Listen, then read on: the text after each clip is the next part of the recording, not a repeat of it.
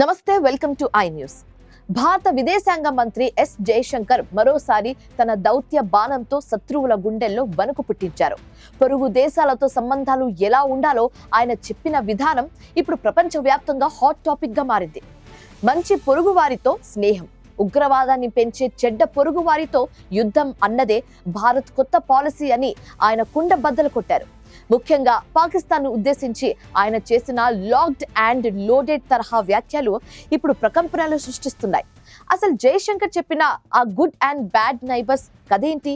ఇప్పుడు మన స్పెషల్ స్టోరీలో చూద్దాం. భారత విదేశాంగ విధానంలో ఇప్పుడు ఒక కొత్త శకం మొదలైంది.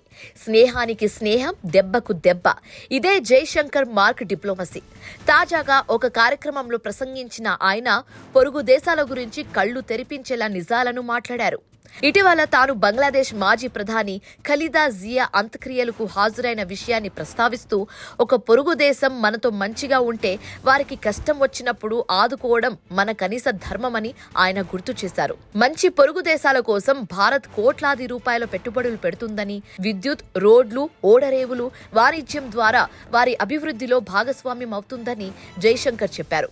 భారత్ లాంటి పొరుగు దేశం ఉంటే ఆపదలో ఖచ్చితంగా ఆదుకుంటుందని అనే నమ్మకం సగటు మనిషిలో కలిగించడమే తమ లక్ష్యమని ఆయన ధీమా వ్యక్తం చేశారు.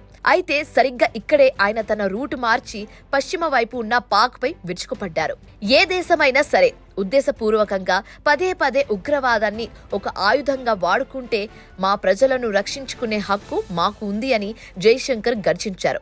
ఉగ్రవాదంపై పోరాటంలో భారత్ ఎలాంటి చర్యలు తీసుకోవాలి, ఎలా స్పందించాలి అనేది పూర్తిగా మా ఇష్టమని, ఈ విషయంలో బయట వ్యక్తులు మాకు నీతులు చెప్పాల్సిన పని లేదని స్పష్టం చేశారు.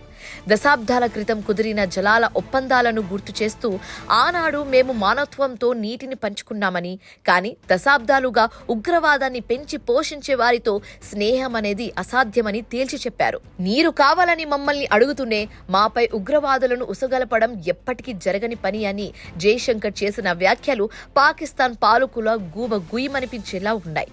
ఉగ్రవాదం, చర్చలు లేదా సహకారం అనేవి ఒకే పడవలో ప్రయాణించలేవని ఆయన పరోక్షంగా డెడ్ లైన్ విధించారు. భారత సహనం నశించిందని, ఇకపై చర్యలు కఠినంగా ఉంటాయని జయశంకర్ మాటలు హెచ్చరిస్తున్నాయి. మరి ఈ దౌత్యపరమైన హెచ్చరిక తర్వాత పాక్ తన బుద్ధి మార్చుకుంటుందా, లేక భారత్ తన సెల్ఫ్ డిఫెన్స్ లో భాగంగా మరో సర్జికల్ స్ట్రైక్ కు సిద్ధమవుతుందా అనేది ఇప్పుడు అత్యంత ఆసక్తికరంగా మారింది.